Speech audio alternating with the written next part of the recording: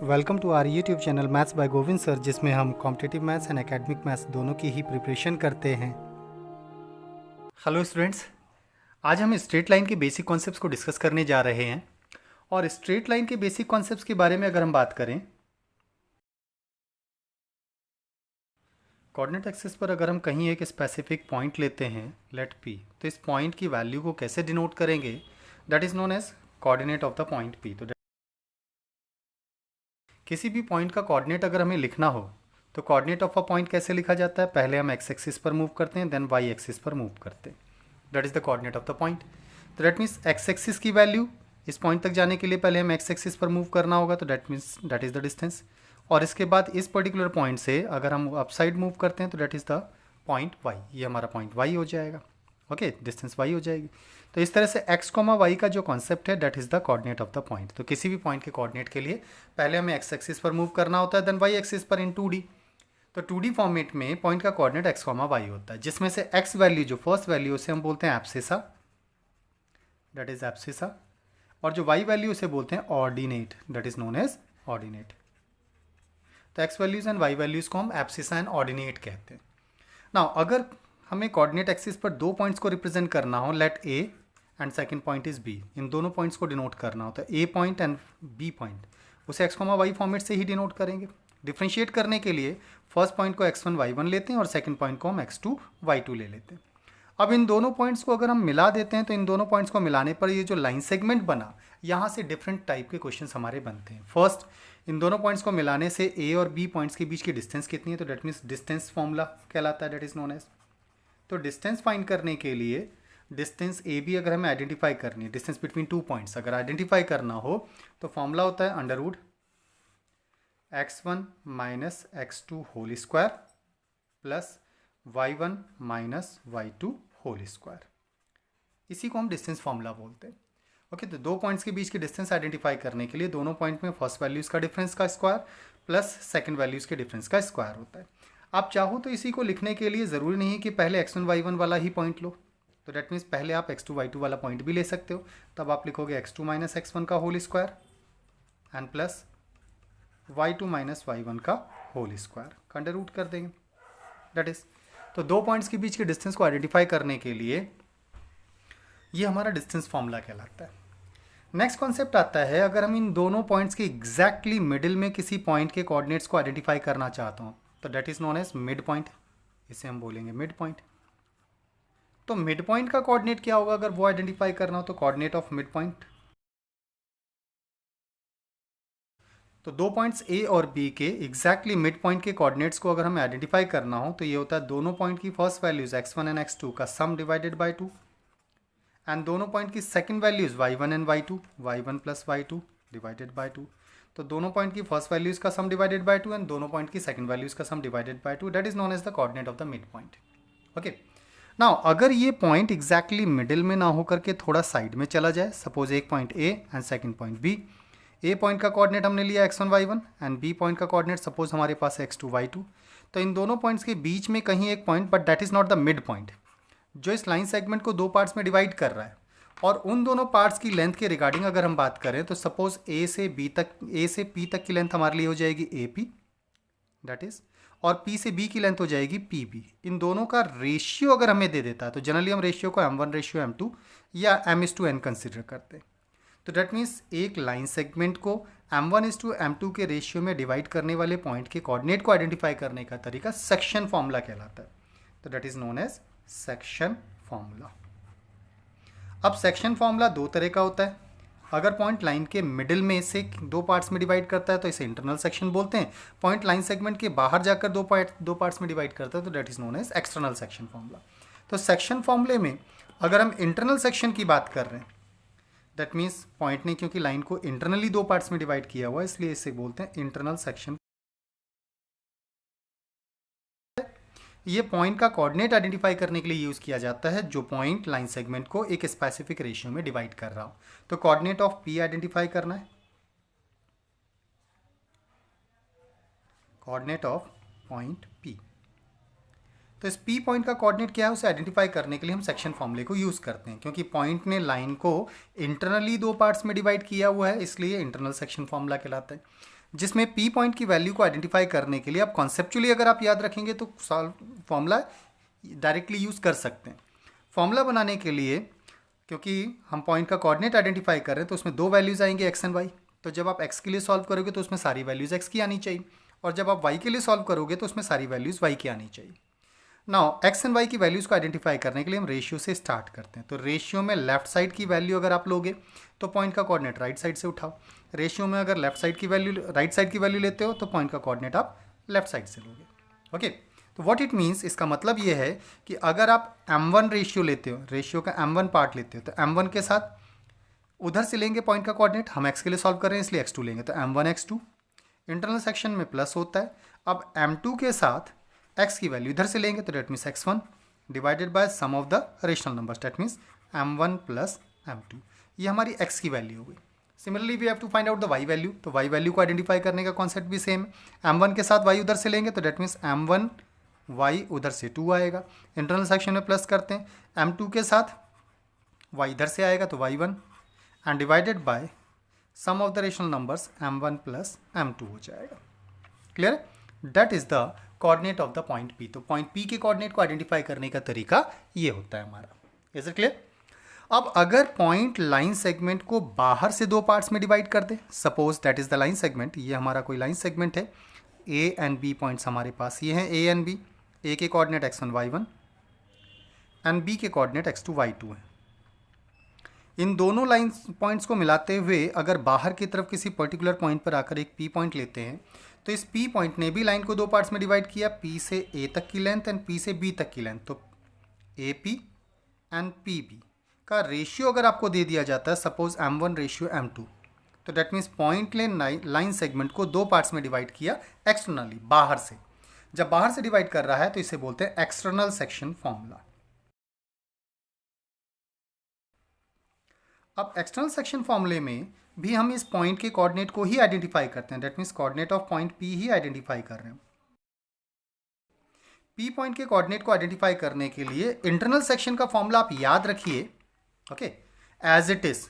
बस external section में हम क्या करेंगे, जहां भी प्लस है वहां माइनस लगा देंगे। तो डेट मीन्स हम क्या करेंगे, तो m1 x2, एक्सटर्नल में माइनस होता है, m2 x1 upon m1 minus m2। ऐसे ही y के लिए सॉल्व करेंगे तो m1 के साथ y2 minus m2 y1 upon m1 minus m2। That is, ये एक्सटर्नल सेक्शन में पॉइंट P के कोऑर्डिनेट को आइडेंटिफाई करने का मेथड होता है। क्लियर? नाउ सेक्शन फॉर्मूले के बाद हम आगे मूव करते हैं। Now we are talking about the triangles.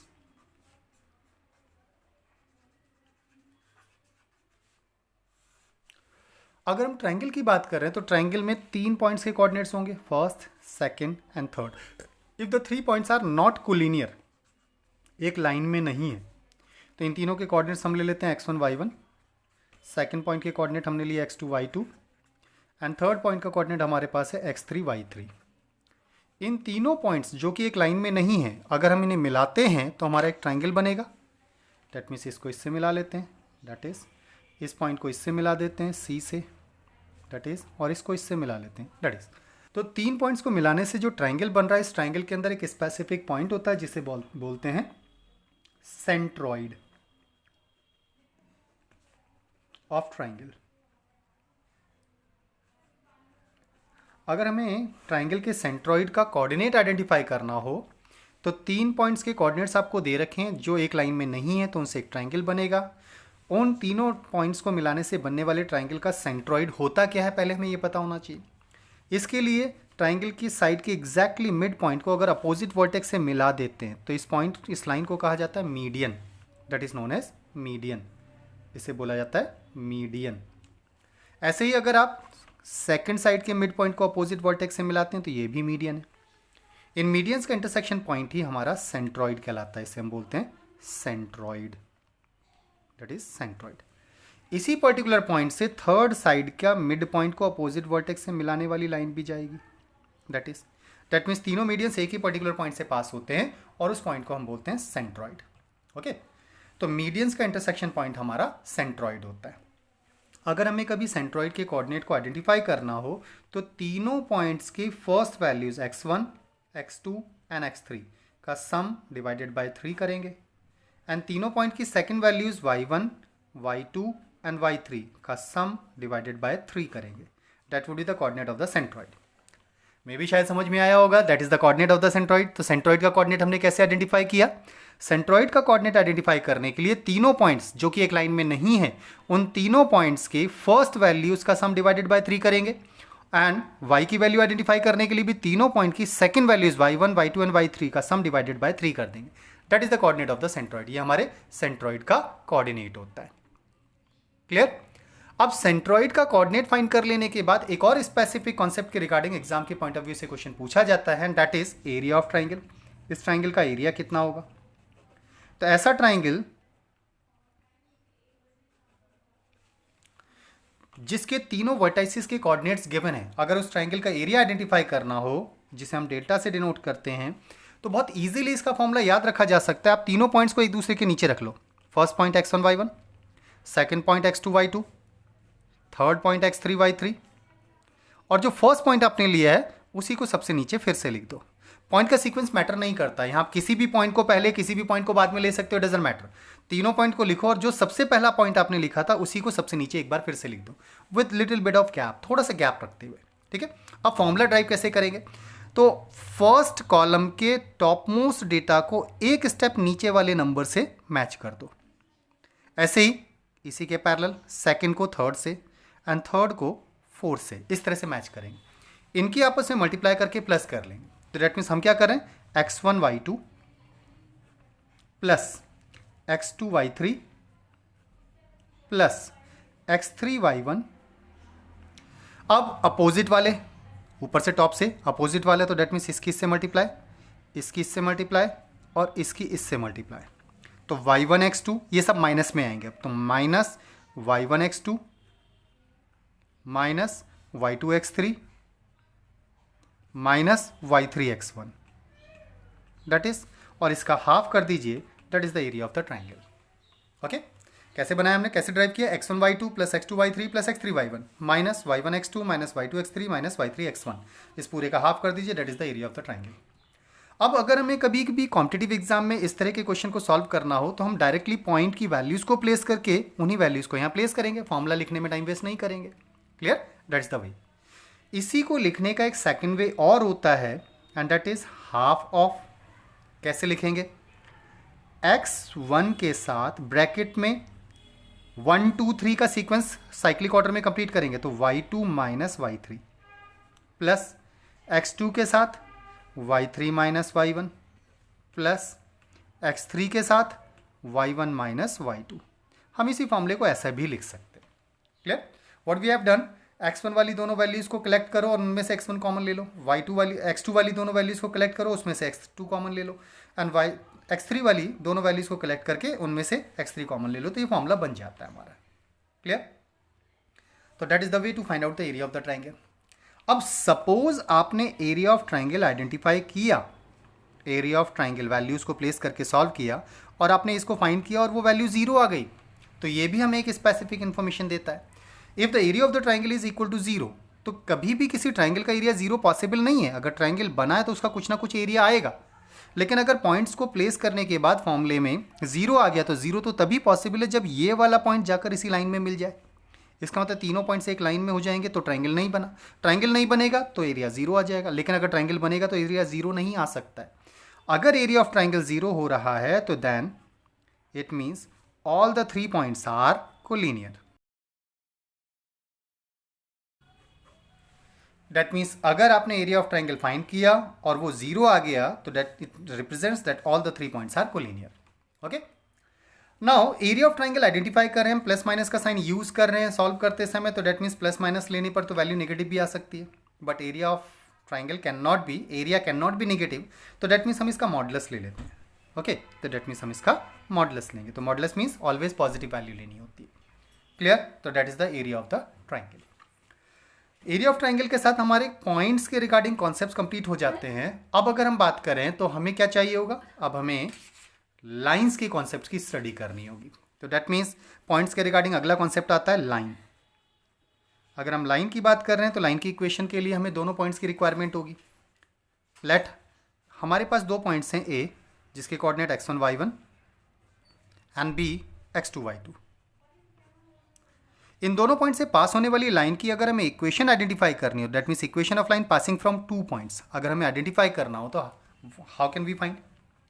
तो equation of line passing through two points A and B जिनके कोऑर्डिनेट्स आपको गिवन है, फाइंड करने का तरीका होता है y minus y one equal to y2 minus y one upon x2 minus x1 into x minus x1। That is the equation of line passing through two points x1 y1 and x2 y2। Clear?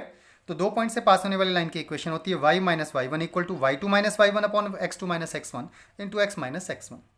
अब इसमें ये जो specific term है y2 minus y one upon x2 minus x1, ये एक specific term है that is known as slope of the line. इसे बोलते हैं स्लोप ऑफ लाइन, जिसे m से डिनोट किया जाता है और इसकी वैल्यू होती है y2 minus y one upon x2 minus x1। What do you mean by the slope? Slope क्या होता है? स्लोप का मतलब होता है अगर हम कोऑर्डिनेट एक्सिस के ऊपर अपनी लाइन को ड्रॉ कर रहे हैं तो लाइन एक्स एक्सिस की पॉजिटिव डायरेक्शन में कितने डिग्री के एंगल पर झुकी हुई है, उस एंगल के ट्रिग्नोमेट्रिकल टर्म tan की वैल्यू को हम slope of the line m से डिनोट करते हैं। That is slope of the line. तो that means m equal to tan theta होता है। क्लियर? तो स्लोप ऑफ लाइन क्या होता है? अगर कोई लाइन एक्सिस के साथ एक्स एक्सिस के साथ पॉजिटिव डायरेक्शन में एक स्पेसिफिक एंगल पर टिल्ड है तो उस एंगल के tan की वैल्यू को हम स्लोप ऑफ द लाइन बोलते हैं, दैट इज m। लेकिन अगर लाइन पर दो पॉइंट्स के कोऑर्डिनेट्स दे रखे हैं तो उसी स्लोप को आइडेंटिफाई करने के लिए हम क्या करेंगे, y2 minus y one upon x2 minus x1 कर लेंगे। तो m will be y2 minus y one upon x2 minus x1। That is the slope of the line. यहीं पर एक और स्पेसिफिक कॉन्सेप्ट आता है एंड दैट, अगर हम एक ऐसी लाइन की इक्वेशन आइडेंटिफाई करना चाहते हैं जिसके ऊपर एक पॉइंट के कोऑर्डिनेट आपको गिवन हो, एक ही पॉइंट का कोऑर्डिनेट आपको गिवन हो, और साथ में आपसे कहा गया है कि ये लाइन एक्स एक्सिस के साथ एक स्पेसिफिक एंगल बनाती है या स्लोप ऑफ द लाइन आपको गिवन है, तो that means m equal to आपको गिवन है, दैट इज स्लोप। अगर किसी लाइन का स्लोप आपको गिवन है या थीटा आपको गिवन है कि लाइन कितने डिग्री के एंगल पर झुकी हुई है, तो इससे आप slope m equal to find कर सकते हैं tan थीटा के थ्रू। तो that means equation of line passing through one point x1 y1 and having slope m, अगर वो आइडेंटिफाई करना हो,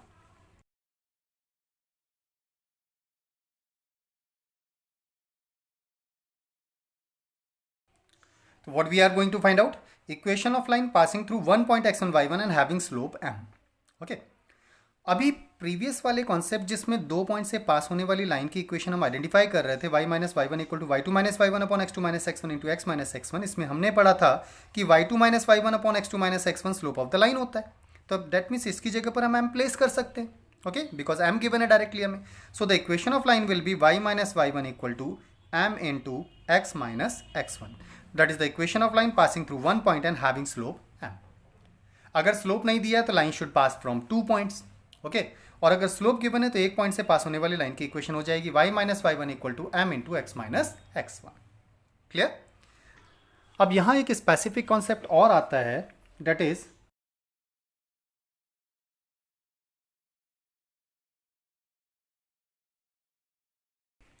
नेक्स्ट कॉन्सेप्ट है, अगर हमें दो लाइंस के स्लोप्स गिवन हो m1 एंड m2, तो उन दोनों लाइंस के बीच में एंगल कितने डिग्री का है, that we have to identify. For example on the coordinate axis अगर हम बात करें तो एक लाइन ये जिसका स्लोप लेट m1 है, एक लाइन और ले लेते हैं suppose that is this one जिसका स्लोप हम ले रहे हैं m2। एक्स एक्सिस की पॉजिटिव डायरेक्शन में कितने डिग्री के एंगल पर झुकी है उसी को स्लोप ऑफ द लाइन कहा जाता है। तो दोनों लाइंस के अगर हमें स्लोप्स गिवन है तो इनके बीच में एंगल कितने डिग्री का बनेगा, that we have to identify angle between the lines. Okay, यहाँ फर्स्ट कंडीशन ये होती है कि अगर दोनों लाइंस के स्लोप्स आपस में इक्वल हैं, that means m1 is equal to m2। That means अगर दोनों लाइंस के स्लोप्स आपस में इक्वल हैं तो स्लोप्स तो इक्वल तभी होंगे जब लाइन एक दूसरे के पैरेलल हो जाएंगे। ओके, तो it means then lines are parallel. अगर दो लाइंस के स्लोप्स आपस में इक्वल हैं तो दोनों लाइंस एक दूसरे की पैरेलल लाइंस होती हैं। Is it clear? अगर दो लाइंस के स्लोप्स आपस में इक्वल हैं तो लाइंस एक दूसरे के पैरेलल होती हैं।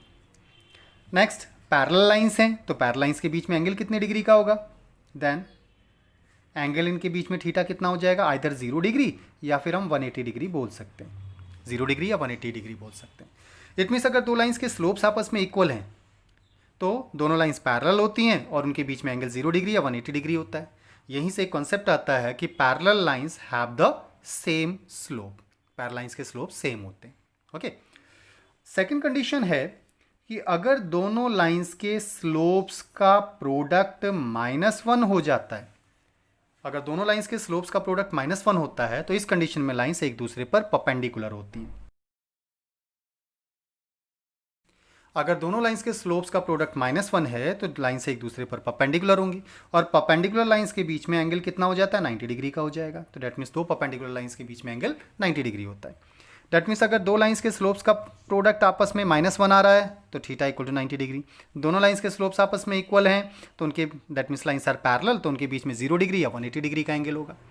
अगर इन दोनों में से कोई भी कंडीशन नहीं बनी तब हम दोनों लाइंस के बीच के एंगल के लिए फॉर्मूला यूज़ करते हैं। ठीक है, अगर इनमें से कोई भी कंडीशन नहीं बन रही है तब हम फॉर्मूला यूज़ करेंगे, और वो फॉर्मूला होता है tan theta equal to m1 minus m2 upon 1 plus m1 into m2, and that is modulus ले लेते हैं हम इसका। ठीक है, तो tan theta equal to m1 minus m2 upon 1 plus m1 m2। हम इस फॉर्मूले के through angle between the lines को आइडेंटिफाई करेंगे। क्योंकि हमने मॉडुलस लिया है तो मॉडुलस का मतलब आइदर पॉजिटिव और नेगेटिव दो कंडीशन बनेगी। इसका मतलब मॉडुलस के केस में एक बार पॉजिटिव और एक बार नेगेटिव लेकर हमें क्वेश्चन को सॉल्व करना होता है, जिससे हमारे दो एंगल्स आएंगे। ठीक है, क्लियर है? That was the angle between the two lines. Now angle between the two lines का कॉन्सेप्ट हो गया, line passing through 2 points and 1 points का कॉन्सेप्ट हमने पढ़ लिया। अब आता है टाइप ऑफ लाइंस के बारे में बात करते हैं। टाइप ऑफ लाइन, जिसको हम बोलेंगे form of lines. Form of line, basically हम लाइन की 4 डिफरेंट फॉर्म्स की स्टडी करते हैं। 4 फॉर्म्स होती हैं लाइन की जिनकी हम स्टडी करते हैं। ओके, और इन फॉर्म्स के रिगार्डिंग डायरेक्टली भी हमारा क्वेश्चन बनता है। ठीक है, चलिए एक एक करके फॉर्म की स्टडी करते हैं। तो फर्स्ट फॉर्म हम ले रहे हैं, that is standard form of line. Standard form of line, standard form of the line का इक्वेशन होता है एक्स वाई के टर्म्स में आपकी इक्वेशन, क्योंकि हम 2D के रिगार्डिंग स्टडी कर रहे हैं तो 2 एक्सिस के रिगार्डिंग स्टडी कर रहे हैं, तो एक्स वाई के टर्म्स होंगे जिसमें एक्स का कोफिशिएंट और वाई का कोफिशिएंट होगा। इनके बीच में प्लस माइनस कुछ भी ले सकते हैं, जनरली हम प्लस ले रहे हैं, and plus a constant term equal to 0। That is the standard form of the line. A x plus b y plus c equal to 0। सबसे पहले एक्स लिखा जाता है, देन वाई लिखा जाता है, इसके बाद कांस्टेंट टर्म, सारी value left side and right side में इक्वल टू 0 कर देते हैं, तो इसे हम standard form of the line कहते हैं। Clear? Most probably first variable के आगे माइनस का साइन नहीं आता है, इसलिए ध्यान रखेंगे कि अगर फर्स्ट वेरिएबल के आगे माइनस का साइन आ रहा है तो आप माइनस साइन से मल्टीप्लाई करके फर्स्ट वेरिएबल को पॉजिटिव कर लेंगे। So the standard form of the line is a x plus b y plus c equal to 0। Okay, अब स्टैंडर्ड फॉर्म के रिगार्डिंग क्वेश्चन क्या बनता है? स्टैंडर्ड फॉर्म की जनरली हमें 2 इक्वेशंस दी होंगी। फॉर एग्जाम्पल फर्स्ट लाइन की इक्वेशन हम लेते हैं a x plus b y plus c equal to 0, and second equation ले रहे हैं हम a x plus b y plus c equal to 0। तो ये तो आइडेंटिकल हो गई, तो डिफ्रेंशिएट तो हुआ ही नहीं। तो डिफ्रेंशिएट करने के लिए हम एक्स के कोफिशिएंट, वाई के कोफिशिएंट एंड कांस्टेंट टर्म की वैल्यूज़ को चेंज कर लेते हैं। ठीक है, now these 2 equations represent 2 different equations. Okay, तो स्टैंडर्ड फॉर्म के रिगार्डिंग जब भी हमें क्वेश्चन पूछेगा तो हमें 2 स्टैंडर्ड फॉर्म की इक्वेशंस गिवन होंगी, और उसमें हमारा क्वेश्चन क्या बन सकता है कि ये दोनों लाइन कैसी लाइन है। कैसी लाइन का मतलब एक दूसरे को इंटरसेक्ट करेंगी, इंटरसेक्टिंग लाइंस एक दूसरे के पैरेलल होंगी या एक दूसरे के ऊपर ही ओवरलैप कर रही होंगी, लाइक दिस। कैसी लाइन है, हमसे ये पूछा जा सकता है। या फिर पूछा जा सकता है इन दोनों लाइंस के कितने सॉल्यूशंस पॉसिबल हैं। अगर 2 लाइन एक दूसरे को इंटरसेक्ट कर रही हैं तो उनका एक ही सॉल्यूशन आएगा, जिसे कहा जाता है यूनिक सॉल्यूशन। 2 लाइन अगर एक दूसरे के पैरेलल हैं तो पैरेलल होने का मतलब कभी एक दूसरे को काटेंगे नहीं तो कोई सॉल्यूशन ही नहीं निकलेगा, तो दैट मीन्स नो सॉल्यूशन की कंडीशन होती है। अगर लाइंस पैरेलल हैं तो पैरेलल लाइंस एक दूसरे के ऊपर ओवरलैप करती हैं, तो हर एक पॉइंट पर एक दूसरे को कॉन्टैक्ट करेंगे, टच करेंगे, तो that means each and every point of the lines are the solution of the lines. तो इनफाइनाइटली मैनी सॉल्यूशन की कंडीशन हो जाएगी। कैसे पता चलेगा कि लाइन कैसी लाइन है या उनके कितने सॉल्यूशंस हैं? इसके रिगार्डिंग एग्जाम के पॉइंट ऑफ व्यू से हमारा क्वेश्चन बनता है। चलिए, इसको फाइंड करने का तरीका होता है कि सबसे पहले हम x के कोफिशिएंट का ratio a1 a2 and y के कोफिशिएंट का रेशियो b1 b2 आइडेंटिफाई करते हैं, केवल x y के कोफिशिएंट्स का रेशियो। तो x के कोफिशिएंट का रेशियो, y के कोफिशिएंट का रेशियो अगर आपस में इक्वल नहीं है, ओके, x की कोफिशिएंट का ratio a1 upon a2, y के कोफिशिएंट का रेशियो b1 अपॉन b2 की अगर इक्वल नहीं है, तो ऐसी लाइंस कैसी लाइंस होती हैं? दीज आर इंटरसेक्टिंग लाइंस होती हैं। ये हो जाएंगी एक दूसरे को काटने वाली लाइंस, इंटरसेक्टिंग लाइंस होती हैं। और इंटरसेक्टिंग लाइंस एक ही पॉइंट पर एक दूसरे को इंटरसेक्ट करेंगी, तो एक ही पॉइंट इनका सॉल्यूशन होगा जिसे कहा जाता है यूनिक सॉल्यूशन। तो दैट मीन्स ये यूनिक सॉल्यूशन की कंडीशन होती है। तो that is the condition for unique solution. Is it clear? तो ये हमारी यूनिक सॉल्यूशन की कंडीशन होती है। अगर एक्स के कोफिशिएंट का रेशियो वाई के कोफिशिएंट के रेशियो के इक्वल नहीं है तो लाइंस आर इंटरसेक्टिंग लाइंस, और इंटरसेक्टिंग लाइंस का एक यूनिक सॉल्यूशन आता है। Is it clear? Second condition, अगर x के कोफिशिएंट का रेशियो y के कोफिशिएंट के रेशियो के इक्वल नहीं था तो इंटरसेक्टिंग लाइंस हो गई। अगर हो गया इक्वल तो दैट मीन्स x के कोफिशिएंट का रेशियो y के कोफिशिएंट के रेशियो के इक्वल हो गया, तो फिर हमें कांस्टेंट टर्म्स के रेशियो की रिक्वायरमेंट होती है। अब कांस्टेंट टर्म्स का रेशियो इसके इक्वल हो भी सकता है और नहीं भी हो सकता। अगर कांस्टेंट टर्म्स का रेशियो इसके इक्वल नहीं है तो ये पैरेलल लाइंस की कंडीशन हो जाती है। These are parallel lines. तो दैट मीन्स एक्स के कोफिशिएंट का रेशियो वाई के कोफिशिएंट के रेशियोज तो आपस में इक्वल हैं, लेकिन कांस्टेंट टर्म्स का रेशियो इसके इक्वल नहीं है, तो पैरेलल लाइंस। और पैरेलल लाइंस एक दूसरे को कभी नहीं काटेंगी तो कोई सॉल्यूशन नहीं आएगा। तो दैट मीन्स नो सॉल्यूशन की कंडीशन होती है। तो that is the condition for no solution. Okay. Third condition is, अगर एक्स के कोफिशिएंट का रेशियो a1/a2, वाई के कोफिशिएंट का ratio b1/b2 and constant terms का रेशियो c1/c2 सब आपस में इक्वल हो गया, तो lines are considered to be in, that is overlap करने वाली लाइंस होती है जिसको बोलते हैं कंसाइडिंग लाइंस। तो they are known as coinciding lines. और कंसाइडिंग लाइंस एक दूसरे को हर एक पॉइंट पर टच कर रही हैं तो हर एक पॉइंट सॉल्यूशन होगा, इसलिए इनफाइनाइट सॉल्यूशंस का कंडीशन हो जाता है। दैट इज इनफाइनाइट सॉल्यूशन इसके बनेंगे। दैट इज, तो ये इनफाइनाइटली मैनी सॉल्यूशंस की कंडीशन हो जाती है। तो स्टैंडर्ड लाइन के रिगार्डिंग जब भी आपसे क्वेश्चन पूछेगा, आपको दो लाइंस की इक्वेशन देगा और दोनों लाइंस के रिगार्डिंग जो क्वेश्चन बनेगा उसमें ये होगा कि दोनों लाइन कैसी लाइंस हैं या दोनों लाइंस के कितने सॉल्यूशंस पॉसिबल हैं। अगर एक्स के कोफिशिएंट का रेशियो वाई के कोफिशिएंट के रेशियो के इक्वल नहीं है तो इंटरसेक्टिंग लाइंस, और इंटरसेक्टिंग लाइंस एक ही पॉइंट पर इंटरसेक्ट करती है, इसलिए यूनिक सॉल्यूशन की कंडीशन होगी। अगर एक्स के कोफिशिएंट का रेशियो वाई के कोफिशिएंट के रेशियो के इक्वल हो गया तो फिर कांस्टेंट टर्म्स के रेशियो के इक्वल नहीं होगा तो पैरेलल लाइंस, नो सॉल्यूशन की कंडीशन। और अगर एक्स के कोफिशिएंट का रेशियो वाई के कोफिशिएंट का रेशियो एंड कांस्टेंट टर्म्स का रेशियो सब आपस में इक्वल आ गए तो coinciding lines, that means overlapping lines, और इसके ओवरलैपिंग लाइंस हर एक पॉइंट पर एक दूसरे को टच करती हैं, इसलिए हर एक पॉइंट सॉल्यूशन होता है, तो इनफाइनाइटली मैनी सॉल्यूशंस की कंडीशन हो जाती है। Is it clear? तो ये हो गया first form of the line, standard form of the line के regarding concept. Second form of the line is slope intercept form, जिसकी इक्वेशन का कॉन्सेप्ट होता है y equal to mx plus c. That means slope intercept form की line की equation होती है y equal to mx plus C. Left side में केवल y होगा, राइट साइड में पहला वेरिएबल x होगा एंड प्लस माइनस के बाद उसमें कांस्टेंट टर्म आएगा, तो y equal to mx plus c, ये हमारा slope intercept form of the line होता है। अगर हम इस लाइन की इक्वेशन को कोऑर्डिनेट एक्सिस के ऊपर ड्रॉ कर दें तो यहाँ से हमें दो स्पेसिफिक इन्फॉर्मेशंस मिलती हैं। That is the line y equal to mx plus सी।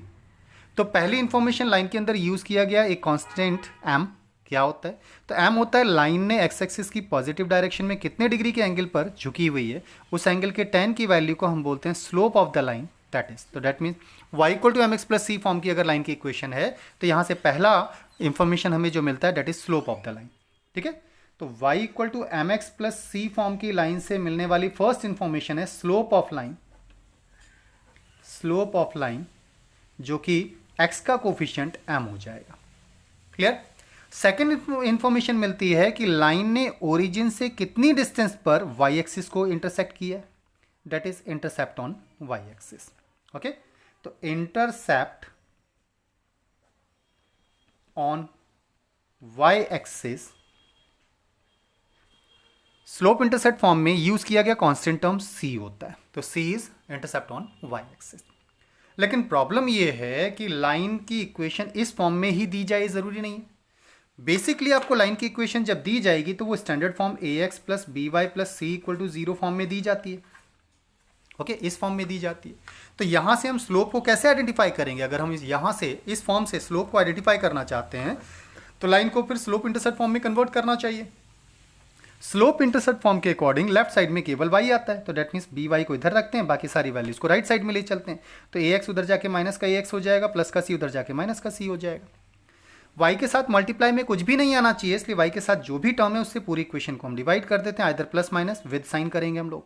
ठीक है, तो ये हो जाएगा y इक्वल टू b से डिवाइड करेंगे तो minus a upon b into x हो जाएगा, एंड प्लस c को डिवाइड करेंगे तो माइनस c अपॉन बी हो जाएगा, और यही हमारा y equal to mx plus c का फॉर्म हो जाता है, जिसको कंपेयर करने पर स्लोप की value minus a upon b and constant term that is length of intercept on y axis will be minus c upon b हो जाएगा। क्लियर। अब कई बार हमें एग्जाम के पॉइंट ऑफ व्यू से स्लोप आइडेंटिफाई करना होता है और लाइन की इक्वेशन हमें स्टैंडर्ड फॉर्म में दी होती है, तो हाउ विल वी फाइंड। तो लाइन से हमें स्लोप आइडेंटिफाई करने के लिए कब, जब हमें लाइन की इक्वेशन स्टैंडर्ड फॉर्म में दी होगी। इफ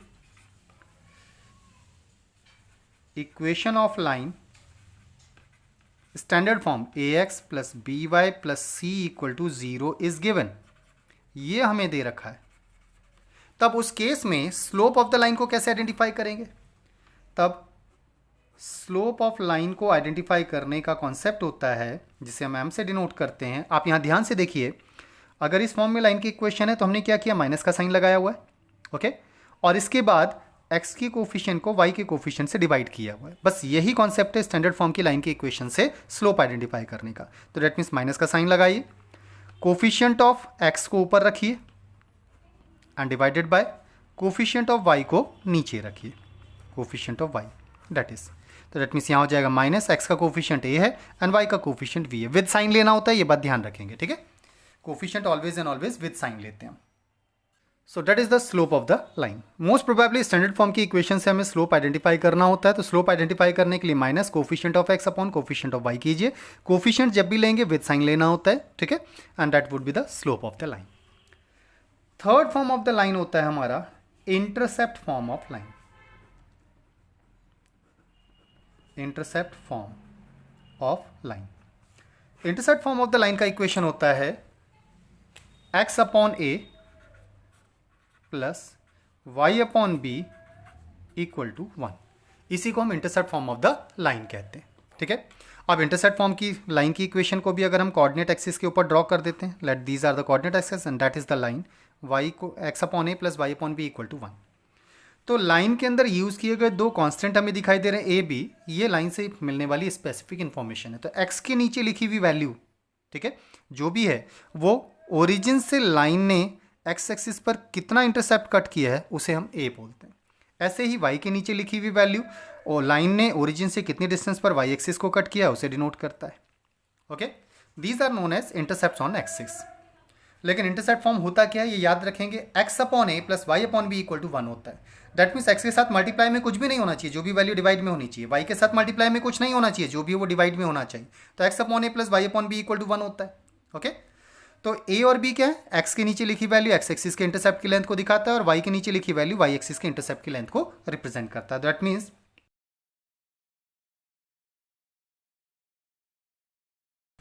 तो इंटरसेप्ट फॉर्म से जो हमें दो स्पेसिफिक इंफॉर्मेशन मिलती है वो है इंटरसेप्ट ऑफ एक्सिस। तो that means intercept on x axis is origin से कितनी डिस्टेंस पर लाइन ने एक्स एक्सिस को कट किया है, वो intercept on x axis a होता है।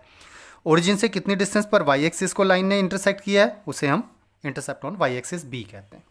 क्लियर। फिर से इस फॉर्म में लाइन की इक्वेशन अगर नहीं दी हो तो फिर करेंगे क्या, तो स्टैंडर्ड फॉर्म में लाइन की इक्वेशन होगी a x plus b y plus c equal to 0 होगा हमारे पास। अगर इसे इस फॉर्म में कन्वर्ट करना हो, इंटरसेप्ट्स की लेंथ को आइडेंटिफाई करना हो, तो एक्स वाई लेफ्ट साइड में होना चाहिए। तो that means a x plus b y को लेफ्ट साइड में रहने देंगे, सी को राइट साइड में ले जाएंगे। अब राइट साइड में हमें 1 चाहिए, तो राइट साइड में जो भी वैल्यू आ रही है उससे पूरी इक्वेशन को डिवाइड कर दो माइनस सी से। तो it becomes a x upon minus c plus b y upon minus c equal to 1 हो जाएगा। अब रूल के अकॉर्डिंग x के साथ मल्टीप्लाई में कुछ भी नहीं आना चाहिए। तो अब एक कॉन्सेप्ट याद रखेंगे कि अगर आप किसी भी एक नंबर को एक फ्रैक्शन से डिवाइड करते हैं तो रूल के अकॉर्डिंग फ्रैक्शन का डिनोमिनेटर ऊपर मल्टीप्लाई में चला जाता है। हम इसे a y अपॉन एक्स लिख सकते हैं, ऐसा लिख सकते हैं। क्लियर। अगर ऐसा है तो डेट मीन्स इसका जो मल्टीप्लाई में टर्म है वो डिवाइड में जा सकता है। तो इसे हम लिख पाएंगे x upon minus c upon a plus y upon, हमें b यहाँ नहीं चाहिए तो b को भी डिनोमिनेटर में ले चलते हैं, minus c upon b equal to 1। ये हो जाएगा intercept form of the line.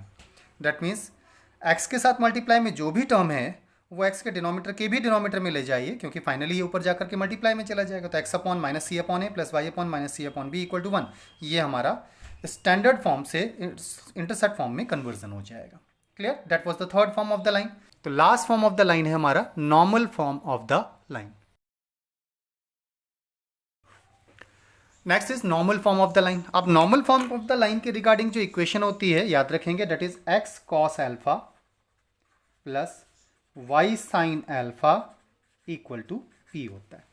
तो x cos alpha plus y sine alpha equal to p normal form of the line का फॉर्म होता है। अगर हम इसे भी कोऑर्डिनेट एक्सिस के ऊपर ड्रॉ कर दें, that means that is the line x cos alpha plus y sine alpha equal to p form की लाइन को हमने कोऑर्डिनेट एक्सिस के ऊपर ड्रॉ किया, तो ये भी हमें दो स्पेसिफिक इन्फॉर्मेशन देता है. फर्स्ट इन्फॉर्मेशन इज, अगर हम ओरिजिन से लाइन के ऊपर परपेंडिकुलर ड्रॉ कर देते हैं, परपेंडिकुलर, तो इस परपेंडिकुलर की लेंथ लाइन में यूज किया गया वेरिएबल p है.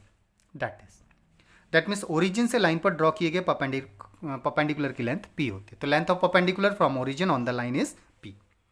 और इसी परपेंडिकुलर ने एक्स एक्सिस के साथ कितने डिग्री का एंगल बनाया इन पॉजिटिव डायरेक्शन, वो हमारा अल्फा होता है. ओके, तो अल्फा एंड p क्या है? अल्फा होता है ओरिजिन से लाइन पर ड्रॉ किया गया परपेंडिकुलर का एक्स एक्सिस की पॉजिटिव डायरेक्शन में एंगल, और ओरिजिन से लाइन पर ड्रॉ किए गए परपेंडिकुलर की लेंथ हमारी p हो जाती है. फिर से इस फॉर्म में लाइन की इक्वेशन नहीं देगा, तो लाइन की इक्वेशन तो ax plus b y plus c equal to 0 form में देगा आपको. अगर इस फॉर्म में लाइन की इक्वेशन दी गई है, तो यहाँ से लेंथ ऑफ परपेंडिकुलर आइडेंटिफाई करना हो या फिर परपेंडिकुलर का एक्स एक्सिस के साथ एंगल आइडेंटिफाई करना हो, तो उसके लिए हमें इस फॉर्म में कन्वर्ट करना पड़ेगा. तो what we have to do, x y left side में होना चाहिए, तो that means ax plus b y को लेफ्ट साइड में रहने देते हैं और राइट साइड में ले जाते हैं माइनस सी को. ठीक है, सी उधर जाके माइनस हो जाएगा. इसके बाद नॉर्मल फॉर्म में कन्वर्ट करने का स्पेसिफिक फॉर्मेट है that you have to learn, वो आपको याद होना चाहिए. इसके बाद x के कोफिशिएंट का स्क्वायर और y के कोफिशिएंट के स्क्वायर के समेशन के अंडर रूट से हम पूरी इक्वेशन को डिवाइड कर देते हैं.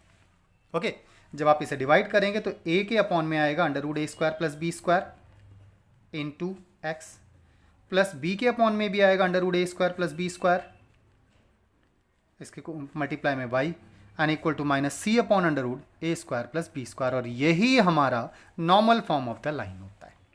Clear, that is the normal form of the line. जिसको कंपेयर करेंगे तो एक्स का कोफिशिएंट कॉस अल्फा के इक्वल हो जाएगा, तो that means cos alpha will equal to a upon under root a square plus b square. Y का coefficient sine theta के साइन अल्फा के बराबर होता है, तो साइन अल्फा इक्वल टू हो जाएगा B upon under root a square plus b square. और अगर हमने साइन और कॉस का sine alpha and cos alpha identify कर लिया है, तो अल्फा को आइडेंटिफाई करने के लिए हम टेन अल्फा आइडेंटिफाई कर लेते हैं साइन अपॉन कॉस करके. ठीक है, और साथ में जो कांस्टेंट टर्म हमारा राइट साइड में आ रहा है वो length of the perpendicular from origin on the line होगा, तो that is length of perpendicular from origin, origin होता है 0 0 on the line, on the line, जिसे हम p से डिनोट करते हैं, वो लाइन के अंदर राइट साइड में यूज़ किया गया constant term divided by under root a square plus b square. लेकिन length of perpendicular can not be negative, इसलिए हम मॉडुलस लेते हैं इसको, तो that means p will be modulus of minus c upon under root a square plus b square. That is the length of perpendicular from origin on the line. तो origin से line पर draw किए गए perpendicular की length होती है हमारी minus c upon under root a square plus b square का modulus.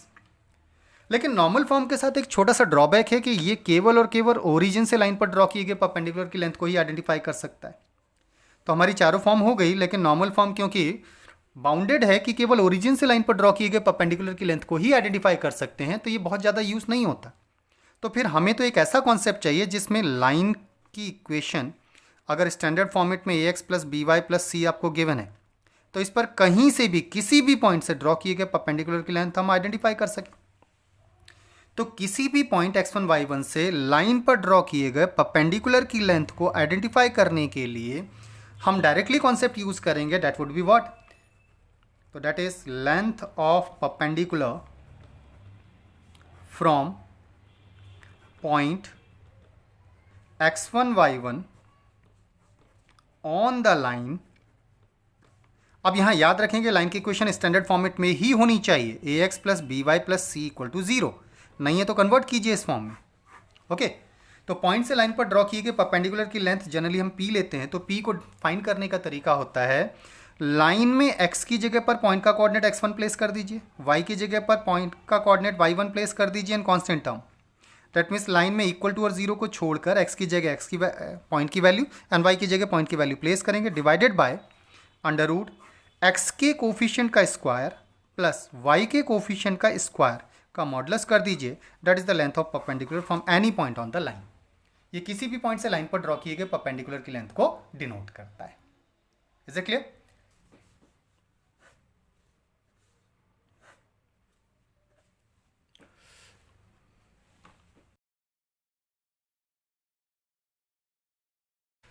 Now distance between two parallel lines अगर हमें आइडेंटिफाई करनी हो, तो पैरेलल लाइंस की इक्वेशंस के लिए आप याद रखेंगे a x plus b y plus c one equal to zero. Parallel lines में हमने पढ़ा था कि एक्स के कोफिशिएंट एंड वाई के कोफिशिएंट का रेशियो सेम होना चाहिए, लेकिन कांस्टेंट टर्म्स का रेशियो सेम नहीं होना चाहिए। तो जब हम दो पैरेलल लाइंस के बीच की डिस्टेंस आइडेंटिफाई करना चाहते हैं, इन दोनों बीच के बीच की डिस्टेंस को आइडेंटिफाई करना चाहते हैं, तो फिर जरूरी ये है कि दोनों लाइंस में एक्स के कोफिशिएंट एंड वाई के कोफिशिएंट सेम रहे विद सेम साइन। तो ए एक्स प्लस बी वाई, तो सेकंड लाइन में भी एक्स और वाई के कोफिशिएंट सेम होने चाहिए, केवल कांस्टेंट टर्म चेंज हो जाएगा। तो ऐसी दो पैरेलल लाइंस के बीच के डिस्टेंस को आइडेंटिफाई करने के लिए हम क्या करते हैं, इसके लिए जो कांस्टेंट टर्म्स हैं C1 एंड C2, इनका डिफरेंस लेंगे, डिवाइड कर देंगे इसको x के कोफिशिएंट का स्क्वायर और y के कोफिशिएंट के स्क्वायर के समेशन के अंडर रूट से, और इसका मॉडुलस ले लेंगे। That would be the distance between two parallel lines. तो दो पैरेलल लाइंस के बीच की डिस्टेंस आइडेंटिफाई करने के लिए पहली कंडीशन ये है कि x के कोफिशिएंट आपस में बराबर होने चाहिए और y के कोफिशिएंट आपस में बराबर होने चाहिए with same sign. Okay, sign भी उनके सेम होने चाहिए, y के कोफिशिएंट के साइन सेम होने चाहिए और x के कोफिशिएंट के साइन भी सेम होने चाहिए, वैल्यूज भी बराबर होनी चाहिए।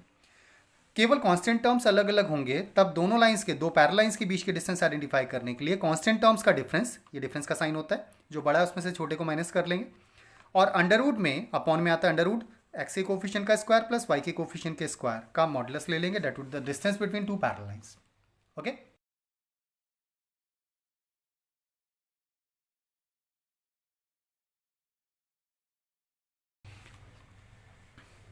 अगर स्टैंडर्ड फॉर्म में कोई लाइन की इक्वेशन आपको गिवन है a x plus b y plus c equal to zero, इसके पैरेलल किसी भी लाइन की इक्वेशन अगर आपको आइडेंटिफाई करनी है, तो दैट इज जनरल इक्वेशन के बारे में हम बात कर रहे हैं।